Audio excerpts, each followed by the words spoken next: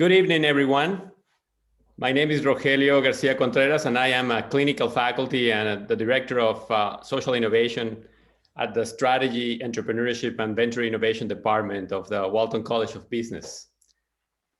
Thanks for connecting this evening via Zoom to discuss one of the most provocative and thoughtful books of our times. To our students, faculty, and community partners, thank you for being here tonight. You are in for a very interesting and thoughtful night and conversation with Dr. Riane Eisler. On behalf of the Arkansas Global Changemakers Initiative and the Graduate Net Impact Chapter of the University of Arkansas, I want to welcome you to this edition of the Global Changemakers Book Club.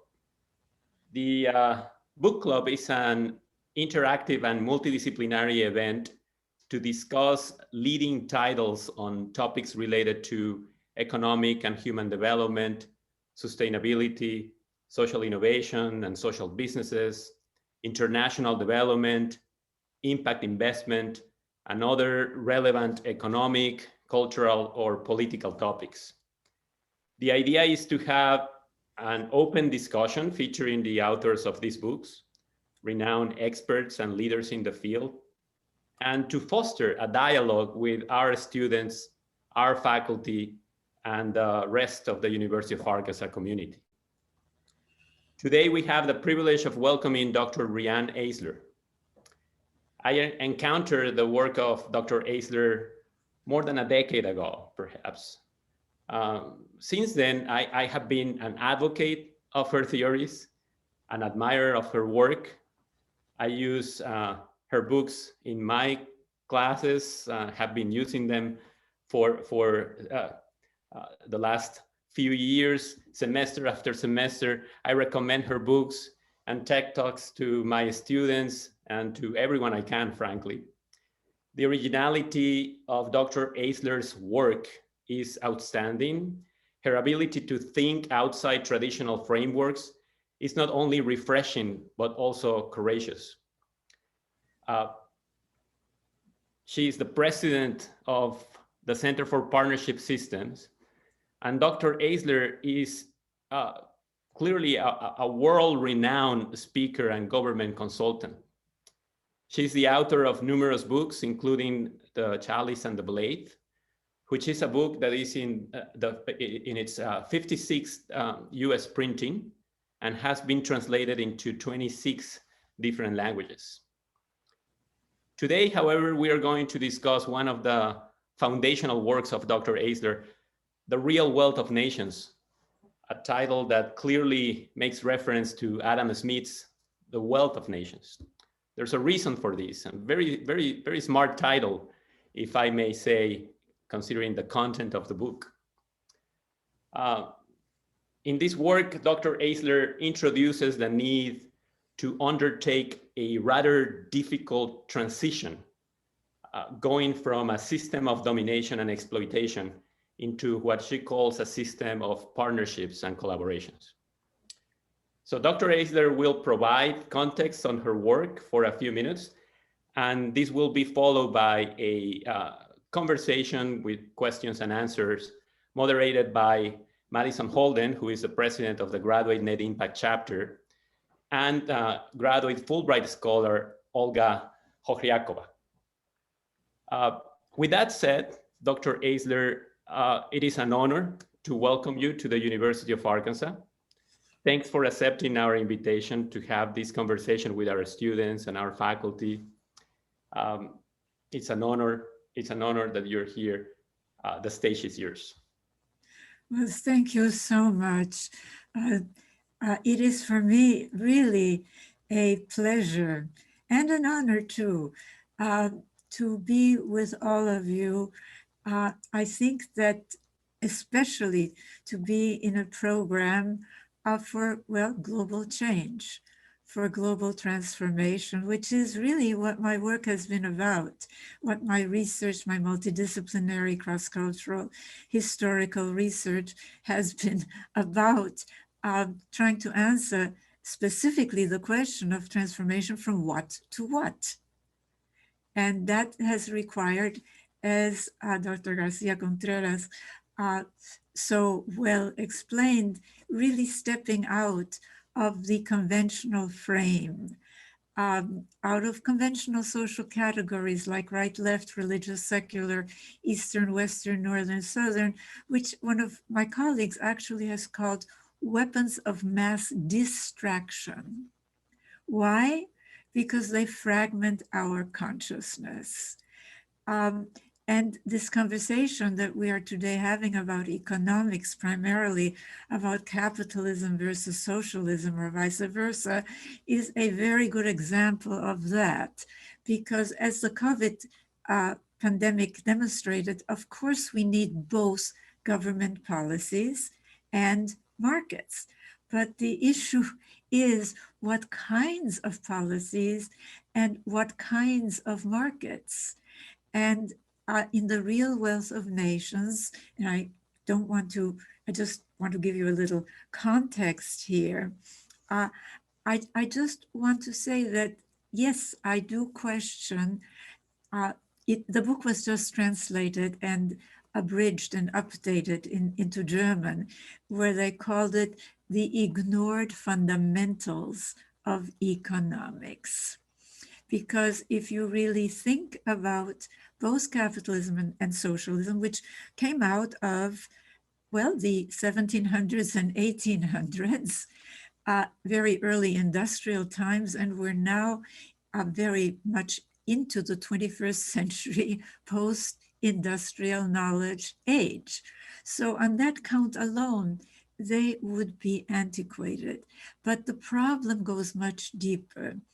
And both these systems challenged what I call economics of domination, domination economics, whether it's a Chinese emperor or an Arab sheikh or the mercantilism that Smith challenged, or later the so-called, well, it was really the early industrialism, which was so, I mean, child labor. It was a really modeled on a domination system.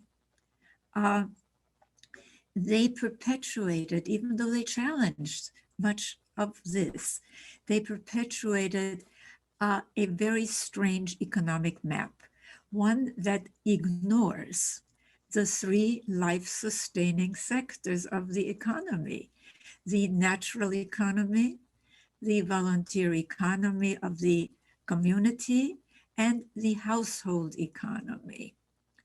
And if you really think about this, they also came out of times, of course, that oriented more to what I call the domination end of the domination partnership social scale. And one of the cornerstones of domination system is precisely what these two mainstream economic theories ignored. Nature, for both Smith and Marx, was there just to be exploited. Nothing about caring for our natural life support systems in either theory. And as for caring for people, starting at birth, which in our post-industrial era neuroscience shows is fundamental to this high quality human capital, right? That everybody keeps talking about. It really hinges on the quality of care and education children receive in the first years. For them, this was work to be performed for free by a woman in a male-controlled household. So it's invisible. And this really gives you sort of a context, or a beginning of a context of why is now the time that we really have to rethink not only economics, but our values and our structures, because economics, and I'll end on this note and talk with you, because economics really, like families, like religion, like education, don't just spring up out of nowhere, they are embedded in the larger culture. And yes, what this work shows, as those of you who have read The Real Wealth of Nations or other books of mine, largely depends on the degree that these institutions orient to either the partnership or domination side of the social scale. And with this, whether they give visibility and value to the work of caring for people starting at birth and caring for our natural life support systems, both of which I would submit to you to answer the question of why now, are urgent as perhaps never before in our age of climate change, of COVID-19, of increasing inequalities. Well, you know the drill. So with that, I open it up to all of you. Thank you, Dr. Eisler. Thank you for this introduction. And our first question is for those who would say that there is human nature and special economic interests that will always be in the way of this transition from partnership, from domination to partnership. So what you would say for those people who would mention human nature and economic interests? And I love that question, and I love the fact that you made it the first one. Why? My most recent book, Nurturing Our Humanity, which came out with Oxford University Press in 2019, really shows again and again, drawing from findings from both biological and social science, and especially from findings from neuroscience, that we have actually been told a false story about human nature. And that is fundamental. And if we really believe all of this stuff, whether it's original sin, right, or selfish genes, which is really the same story, isn't it? We're bad, so we have to be rigidly controlled from the top, right? I mean, that's the message. They fight each other, but it is the same message. What we know from neuroscience, well, I'll just shortcut here because I want to get to all of your questions. For example, studies of the brain show that the pleasure centers of our brains actually light up more when we share and care than when we win and dominate. Not only that, so I mean, really, we are more primed for caring and for sharing, but we also have very flexible brains. I mean, in fact, we know from neuroscience that the architecture of our brains is really laid in the first 5 years or so in interaction with our environment. And if our environments, our families, our economics, our communities, our belief systems, etc., orient to the domination system of top-down rankings, man over man, man over woman, race over race, religion over religion, we actually adapt. So it is not coincidental, for example, and I will stop here in just a moment, that some of the most, in fact, the most repressive and regressive and violent regimes of modern times, whether it was Hitler's Germany, Stalin's former Soviet Union, Khomeini's Iran, the Taliban, ISIS, etc. And yes, even in the United States, a certain so-called fundamentalist, which is not religious fundamentalism, but it's domination fundamentalism, have placed enormous emphasis on either maintaining or imposing what they like to call a traditional family, which is a code for a authoritarian, rigidly male-dominated, highly punitive family, where children first learn that it's very painful to question orders, no matter how unjust. And they also learn a model of our species where the male form is considered superior over the female form. It really could be the other way around, by the way, but it never has been. But what do they learn? They learn to equate difference with in-groups and out-groups, with dominating or being dominated, with, yes, with being served or serving. And they can have a template then for all in-group versus out-group thinking, which is, of course, fundamental to our economic systems as they have stood. So it really affects our values. So I keep saying I'm gonna stop, and I really am. Oh, thank you, that's amazing. We actually have a question about these domination relationships from Mark, and we invite Mark to pose the question by himself. Hi, Mark. Hi, Doctor. Thank you so much for your time. For those who won't easily acknowledge dominator relationships like the ones you describe in your book, specifically male-female relationships and its connection to caring and caregiving and economic structures, how do you initiate productive conversations to promote a common understanding, especially when people are so polarized like right now? Well, I'm so glad that you asked that. And there, I think, depends on who you're talking to. If you're talking to men, you are in a better position to do that than I am, because I have learned to privilege the male voice, right? But what I have learned is that the human rights argument goes so far and no further, that you really have to start with where people are. So this is why we have been developing a social wealth index, new economic metrics that actually demonstrate to people who control the resources, okay? The economic value of the work of caring for people starting at birth and caring for our natural life support systems.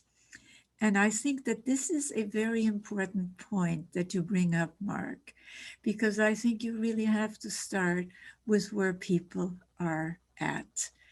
And we are seeing movement towards partnership, towards a caring economics. You know, when the Real Wealth of Nations was first published in 2007, putting caring and economics in the same sentence, it was like, what are you doing? And today it's become a mainstream term, hasn't it?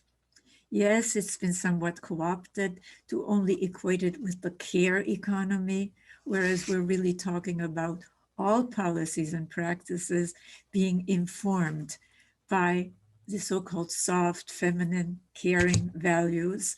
But helping people connect the dots is another way that I think, I mean, because when we humans really yearn for caring connection, and that's true of men as well as women. So why would we have really a system that makes these connections so difficult? I think that's a question to ask. And it developed in the course of history, because I should add that for some people, it's very important for them to know that it wasn't always so. And, you know, the Chalice and the Blade, Sacred Pleasure, really detail how, and now Nurturing Our Humanity, which I invited the anthropologist Douglas Fry to be co-author of, because he is one of the world's experts on foraging societies, which is how we lived for millions of years, not just the 5,000 or 10,000 years of domination history. Really, a lot of what's happening in our time is deeply rooted in very ancient traditions of societies not ideal, not perfect, even some of the early agrarian societies, you know, like Çatalhöyük, 10,000 years, no signs of destruction, 1,000 years, excuse me, of no signs of destruction through warfare. As the anthropologist who excavated Çatalhöyük, Ian Harder, most recently said with some amazement that there was really no difference in status between women and men. Think about that for a moment. I mean, the opposite of patriarchy is not matriarchy, it is partnership. And we have ancient roots. So I'm so glad you asked this. Thank you. And I hope that you will be able to use this. Thank you so much. Thank you, Dr. Eisler. And as you mentioned at the beginning, social wealth economic indicators. So we also wanted to elaborate you on this a little bit more. We have a lot of problems developing social businesses and social innovation strategies in terms of how do we measure social impact.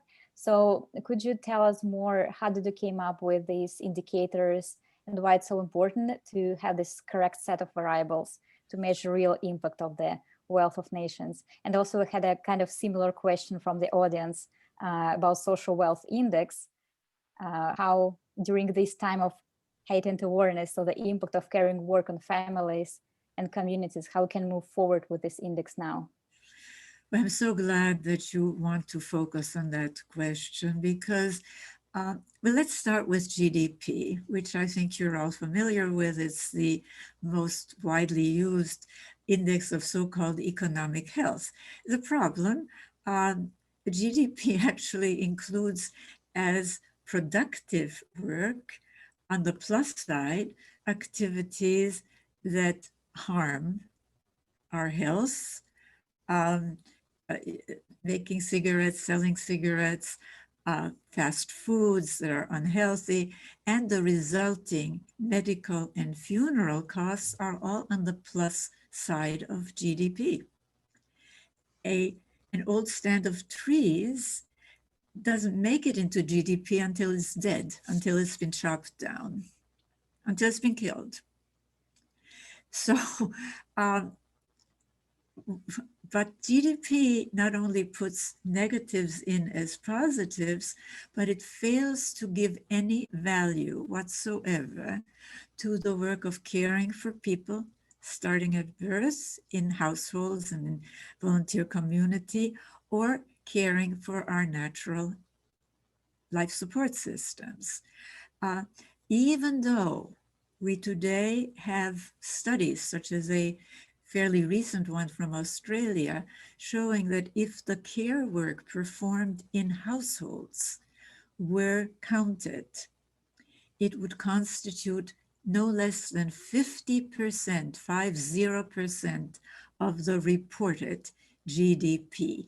And I should add that their methodology is very important there because they not only are used to evaluate the economic value of this work, its market value, which of course, since we have this devaluation of care work, is low, right? You know, poverty wages in the market.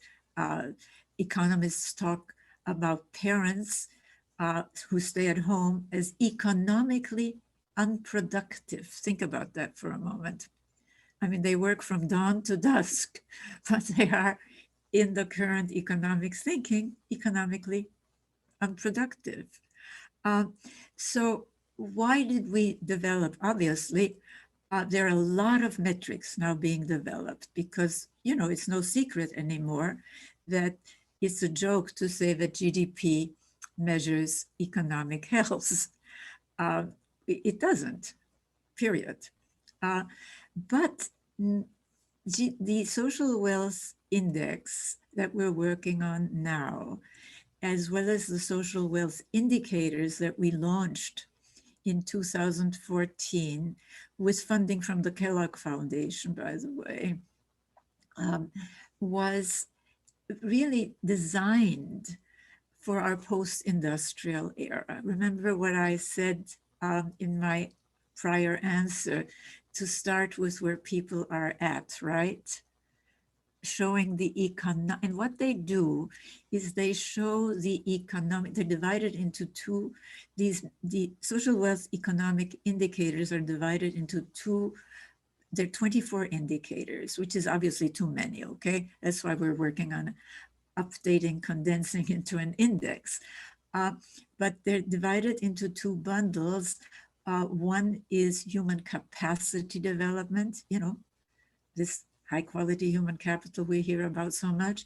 And the other one is care investment. And yes, matters like racial equity, gender equity, they're all part of this. But they not only show the need for this and the cost of not investing in caring for people and nature, they actually show the economic return from investing in caring for people and nature. And what we are now doing, and it's not easy, but we have a team of wonderful economists working to update and condense into an index. And some people don't like indexes, but we need them because we have to provide policymakers with the missing information they need for sound allocation of resources. So I'll pause now. I think I've pretty much answered your question. And if you have follow-ups, please ask. And I would like all of you, by the way, to really help change the conversation about not only the metrics that we need, that we've got these bizarre metrics, but also about what kind of economic system and with it system of values and other institutions, because as I said, they're all interconnected.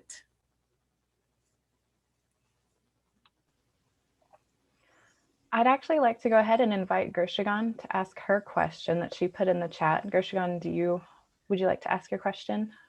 Yes, thanks, Madison. Hi, Dr. Eisler. It's wonderful to meet you here virtually.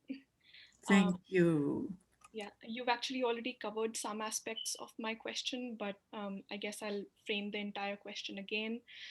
So are there any countries that are already following this partnership type economic model? And if not, how long do you think it will take us to integrate the value of caring and caregiving into traditional and mainstream economic policies and systems? And have you actually already seen some progress, or what level of progress from the time when you actually first wrote your book? Well, that's quite a question, and I'll start with the ending of it, if I may. The fact that President Biden is talking about investing in what he calls the caring economy, which, as I said, is really the care economy, shows that there has been, you know, from what do you mean putting caring and care and economics in the same sentence to actually having some understanding that this is a vital part of what makes an economy, a society, healthy or unhealthy. As for nations, in the Real Wealth of Nations, I talk, and that's updated in Nurturing Our Humanity, because Doug actually lived in Finland. In other words, some of the Northern European nations have moved the closest to the partnership side. At the beginning of the 20th century, these nations were so poor, there were famines. You know, I mean, whole states, Minnesota, right, was populated by people fleeing. Today, they are invariably not only in the highest ranks of the World Economic Forum's global competitiveness reports, but the global happiness reports. And that's very strange for a nation where there's so much darkness, you know? I mean, these are nations where you'd think, I mean, they wouldn't be happy at all because there's not sunlight, right? But they are. And a major reason for this is that they invested in their human infrastructure and in their natural infrastructure, caring policies, very generous paid parental leave for both mothers and fathers. You know, fathers, I mean, they too inherited, you know, the values of devaluing women and the feminine. So fathers, when they first introduced paid parental leave, didn't take it. So they changed it very cleverly, which we have to learn from, that if in a family of both a woman and a man, or two caregivers, if one doesn't take it, nobody gets it. Okay, believe me, it's gone up. But they also have universal health care. They pioneered some of these policies, elder care with dignity. And you know that they take much better care of their natural environment for the most part. Now, this did not happen in a vacuum. It didn't happen because they're socialists. They have very, very healthy market economies, precisely because of what I just said. They invested in their human infrastructure. But, and it's not because they're relatively small and homogeneous. You know, lots of homogeneous societies do not invest in caring for their people or nature. It is because they moved more closely to the partnership side. And I will close with that because there are three components of partnership versus domination systems that I want to emphasize. One is that instead of, as in domination systems, having an authoritarian structure, top down, in both the family and the state or tribe, they have more democracy and equality. Secondly, yes, that fundamental difference in our species, which again, the movement towards gender fluidity is part of the movement towards partnership, by the way, although it too is being co-opted in some ways, but we won't go into that. They really, in both the family and the state and other institutions in between, have more gender equity, so much so that women are 40 to 50% of the national legislatures, and women heads of states are not a big deal. You know, they just have been there and are. And third, and these are all interconnected, they have been in the forefront of leaving behind traditions of domination and fear and violence. Why do we need them in domination systems? Because how else are you going to maintain these rigid rankings of man over man, man over woman, race over race, religion versus religion, all this in-group versus out-group ranking? So they started the first peace studies. Think about that. But they also pioneered the first laws. And this is fundamental, prohibiting, saying it's against the law to use physical discipline against children. And you can see where that is fundamental to domination systems, because what do children learn? It's fine, it's normal, it's even moral to use violence to impose your will on others. So we're talking about rather simple in one way, but a little bit more nuanced in another. Yes, their economics are more oriented towards the caring economics of partnerism. And we see trends in this direction worldwide, as I said, President Biden. But we haven't had the frame. And without it, we're all over the map. Whereas the people pushing us back invariably focus on childhood and gender, on economics, and on story and language, which are four cornerstones that we have to pay particular attention to. And I know this was a long response, but you Thank you. asked for it. Yeah, that was a very good, well-rounded response. Thank you. Thank you. I love the comment you made about the sun, because being from Russia, from Moscow specifically, I just had a conversation with my friends who were so upset that in Arkansas we have almost like 2 weeks without the sun. I said, you know, in Moscow, the average days with the sun in a year is 60. Wow. So I would guess that in northern countries like Sweden, I think even less. So, and I think it's important. So yeah, thank you for mentioning this as well.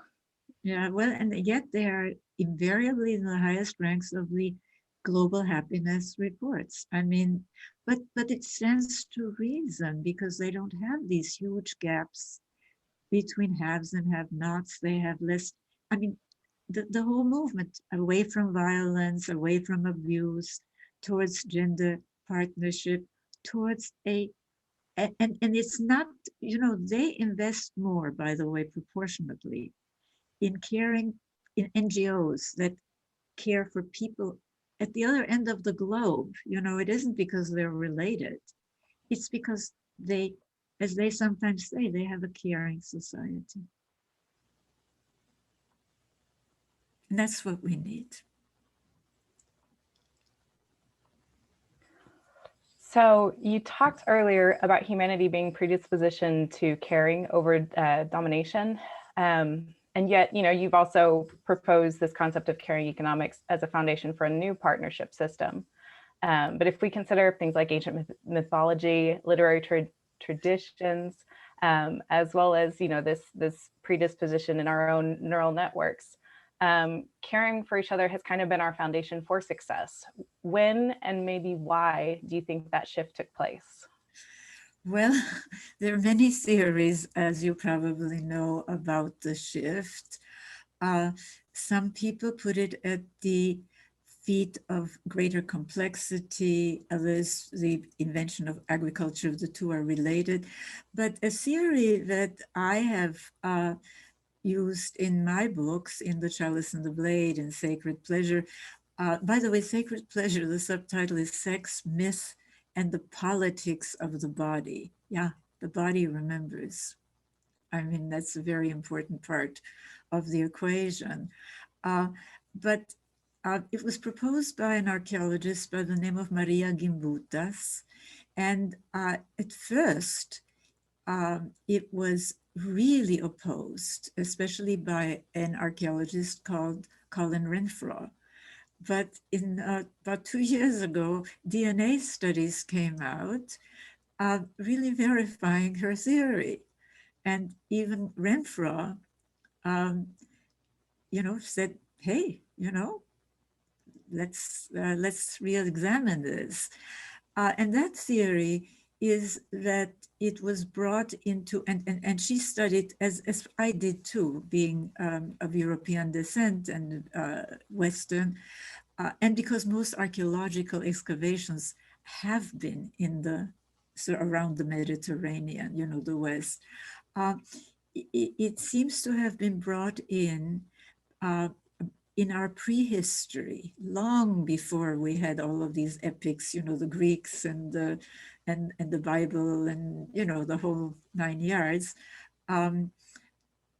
idealizing really male dominance, authoritarianism, violence, etc., by Indo-European hordes that Gimbutas called the Kurgans, because their graves were so different from the earlier European inhabitants.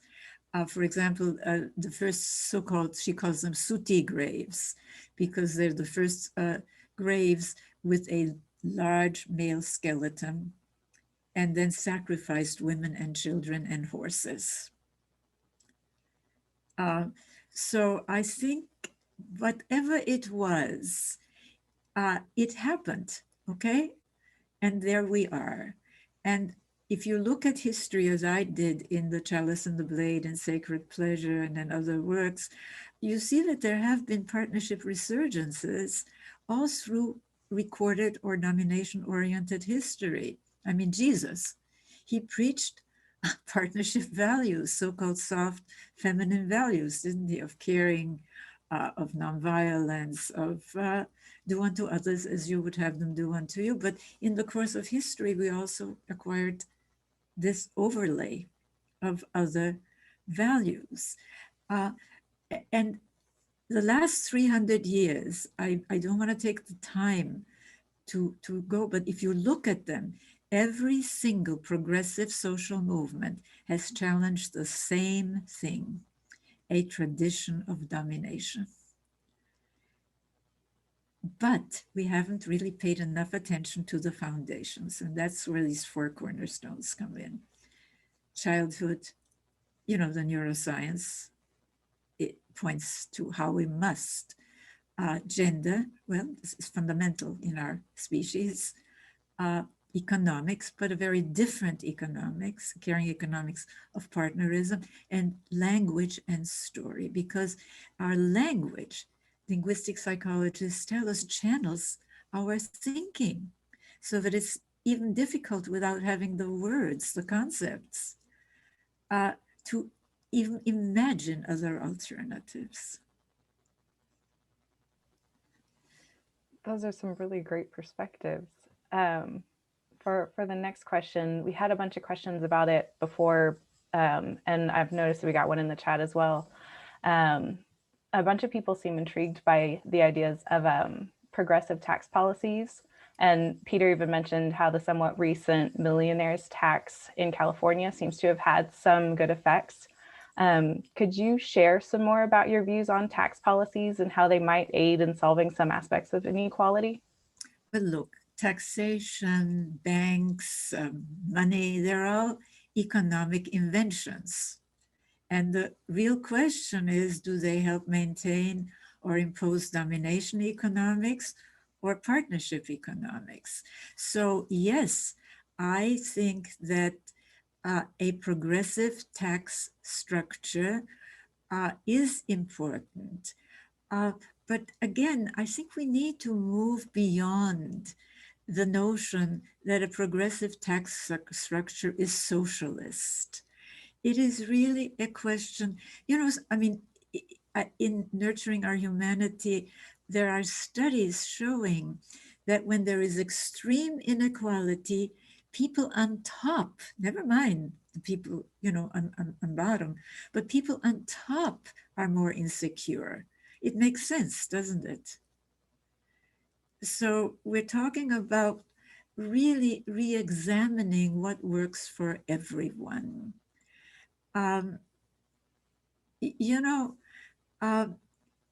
It's up to you, and I really want to say this, use this frame and do your innovative work.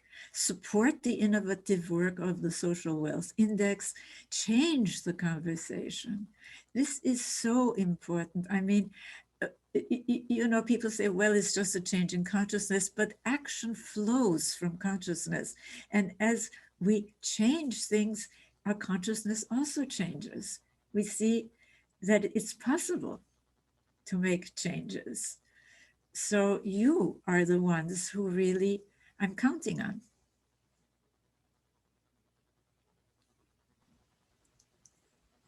Gotcha. One other question that we got before the event by someone that's not actually able to attend, unfortunately. What are businesses' social responsibilities now? Have they changed due to COVID-19? And what changes or adjustments in the business sector might we see in the future in terms of social responsibility?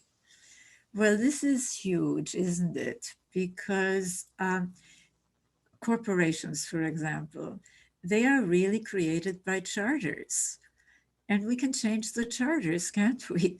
So yes, the so-called conscious capitalism movement, people cling to the old, to the familiar. That's very understandable. There are comfort zones, but we have to really think beyond 1700 and 1800-year-old theories. I mean, they're outdated, if nothing else. So I think definitely we are seeing trends towards partnership. And it is very important for us to do what you are doing in your program, to explore new possibilities.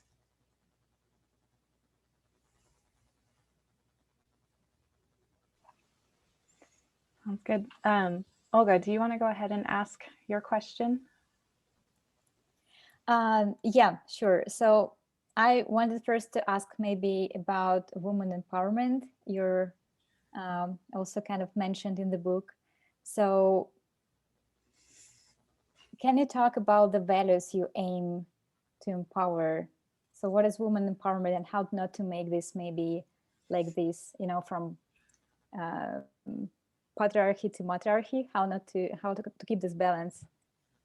Well, first of all, I think it's very important to disentangle from the whole gender conversation the notion that it's women against men or men against women. What we're really talking about are domination gender stereotypes. And these stereotypes, well, today we hear about a thing called toxic masculinity, right? I mean, that was the ideal for masculinity, for goodness sakes. And it still is for people who are really brainwashed to think that we only have two alternatives. You either dominate or you're dominated, that there is no partnership alternative. It's our job to show them that not only is there such an alternative, but it is more humane, more effective, better. Finished. So the thing that my work has, I think, contributed to that conversation the most is twofold. One, to unpack the gendered system of values that we have inherited in the course of domination history, so that somehow there's always enough money for the so-called masculine, right? Prisons, you know, that's the stereotype of the punitive male head of household, isn't it? You know, I'm going to punish you. Or weapons and wars, you know, all the epics you were talking about, Madison, you know, that we've all honestly, we come by them honestly. I mean, they're part of our, quote, education, right? But that gendered system of values has made it so that somehow there is never enough money for caring for people, for the soft, the feminine, for childcare, for health care, for paid parental leave, all policies that we're, as we are trying to move towards the partnership side, we are finally hearing more and more about. The other contribution, I think, is to show that this differentiation that is basic domination, socialization of both men and women, that assigns one bundle of characteristics to the so-called superior male and only gives him emotions like contempt and anger, right? Because he does get some emotions in that system, but somehow he's a sissy, he's a wimp, and women will call him that. If he is caring, if he is sensitive. Well, a lot of men are violating that. Of course, they're feeding babies, they're diapering babies, women's work. But we need the frame. That this is not random. This is all connected to these four cornerstones. So I hope that answers. I'm trying to make my answers shorter because I want more questions. Yes, thank you. Thank you. Sam, do you want to ask your question by yourself? Sure, I don't mind asking. I was curious what partnership, how developing countries and developing economies might follow a partnership style economics model, because I don't see a lot of that in the developing countries that I have visited. Yes. Granted, I haven't done a research paper on them, but just from personal experience in those countries, they don't seem to be following this. They seem to be following more of the domination style economics. Absolutely. Well, I think that this is very, very important for the so-called developing world, because in our post-industrial era, to have more prosperity, you really do need to give value to the so-called women's work, right? Of caring for people, starting in childhood, of early education, etc. I think there are people, see, the thing is this, we are so used to thinking of the South versus the North, or the North versus the South, or the East versus the West. And actually, the struggle for our future is within all of these systems between domination and partnership. And I think it's very hard in some areas of the developing world where, for example, girls are genitally mutilated, where girls are fed less than boys, are given less health care than boys. You know, I mean, it's deeply embedded and it's justified by so-called religious and spiritual teachings. So I'm not saying that this is going to be easy, but once people get it, and that is the challenge again, where do we start? There is a global women's movement now, which is really part of the change, the empowerment of women. But you can have women who take on, as I said, you know, the whole value system, because women are just as in, look, higher education is really a problem, because what are we taught? I mean, if you really think about it, the historian of science, David Noble, wrote a book called A World Without Women. And he pointed out that Western science came out of a clerical, all male, misogynist, celibate culture about 600-700 years ago. And it was not only a world without women, it was a world without children. And so what happens, it isn't until 50 years ago that we have gender studies. Now that's, or women's studies, and then men's studies, and then gender studies, and then queer studies, but they're still marginalized.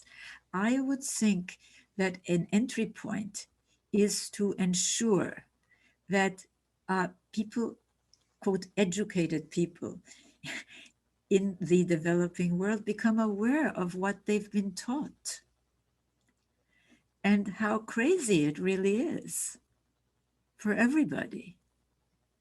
I mean, but that's again, Sam, where I think that I'm counting on all of you to be innovative. Once you have this frame, apply it. Figure out trial and error. And yes, there will be failures. Of course there will be, but we'll learn from them, won't we?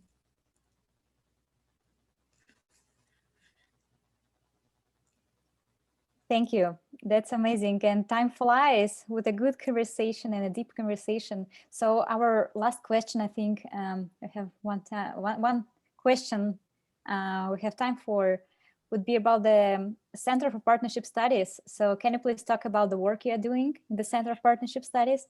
How you have managed, yeah, and how you have managed to implement many of the recommendations we discussed. Well, we are working on it. It is the organization was incorporated really in 1987. And what happened is that the response to the Chalice and the Blade was so big that we didn't know what to do with all of these people.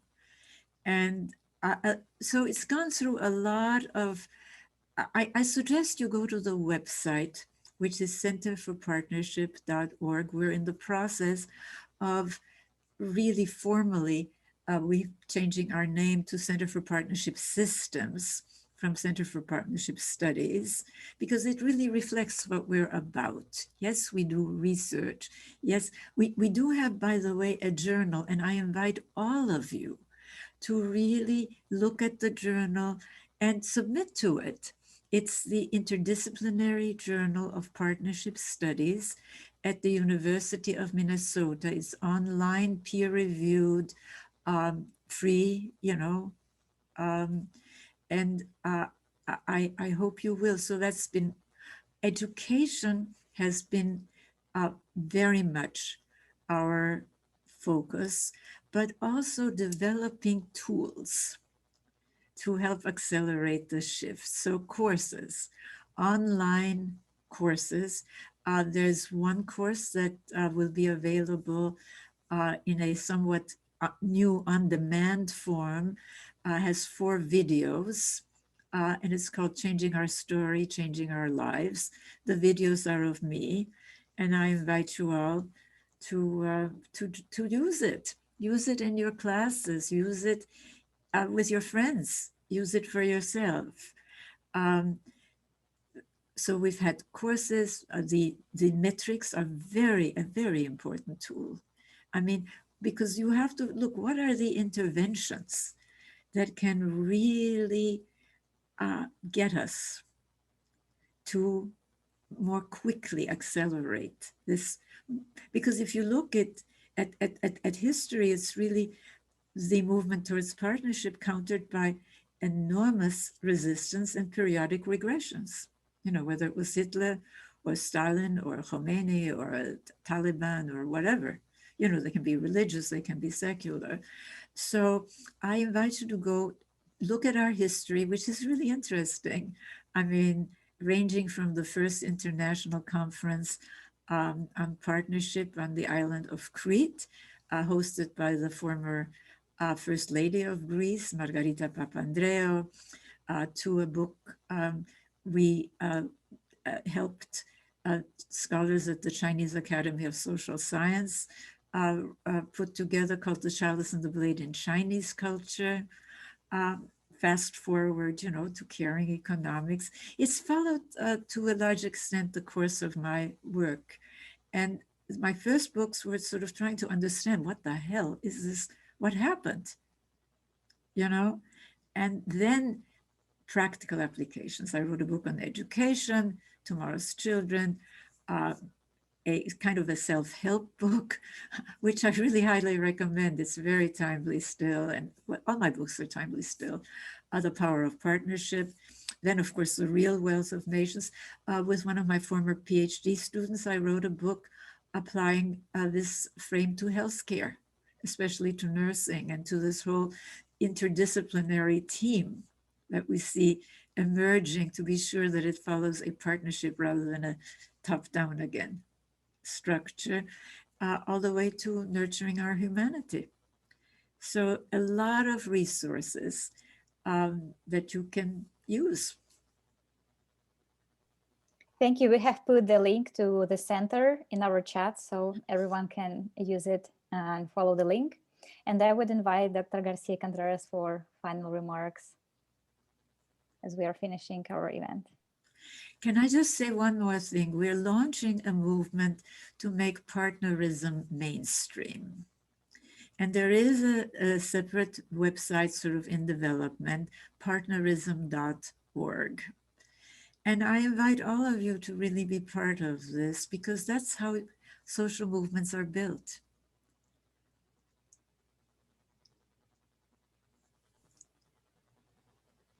Right. Thank you. Thank you, everyone, for your participation, your questions. And thank you, Dr. Eisler, for your wisdom and for your decision to challenge the status quo and inviting us to think critically about these issues.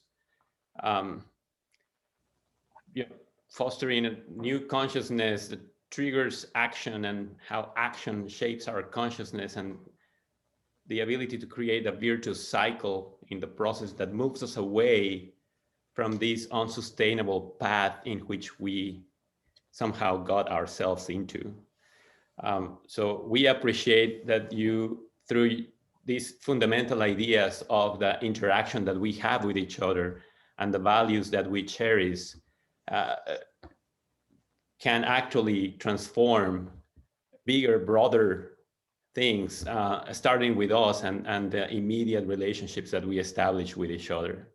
So thank you so much, Dr. Eisler, for this wonderful conversation and for entertaining the questions and curiosity of our students, which is what all this is about, our students and the future of this conversation really, as you mentioned, will fall on them. So thank you, everyone, for being part of this. And thank you for inviting me and for doing what you're doing. I love it. And I've really, really enjoyed being with you. And I hope you can send me the chat because I couldn't read the chat while I was talking and listening. But I'd love to look at it. If you want to send it to me, I would appreciate that. Absolutely, we'll do that. And sure. I look forward to everything wonderful that you're all going to be doing with this. Thank you so much for inspiration, and everything you're saying and writing is very eye-opening. Thank you. My pleasure. And all the best to all of you.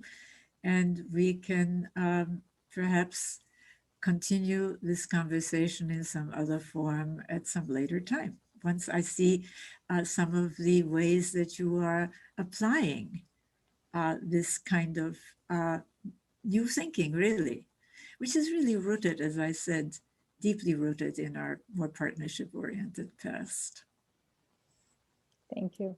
We'll be in touch, Dr. Eisler, for sure. Thank you so much. Thank you. Thank you. Have a good evening. Thank you, everyone, for attending. Bye-bye. Thank you. For everyone still here, we wanted to give everyone a chance to interact with all of our web pages here. We have a web page for the Net Impact chapter, the Arkansas Global Changemaker chapter, or not chapter, organization, as well as the Center for Partnership Studies. I also wanted to let you all know that our next event, Net Impact and Global Changemaker event, will be March 19th from 12 to 1 p.m. Central. For anyone that would like to attend, information will be sent in the email after following up this event specifically. And if anybody would like to get more involved in the Graduate Net Impact chapter or in the Undergraduate Net Impact chapter here at the University of Arkansas, please send a message in the chat and I'll be sure to reach out to you specifically about more information.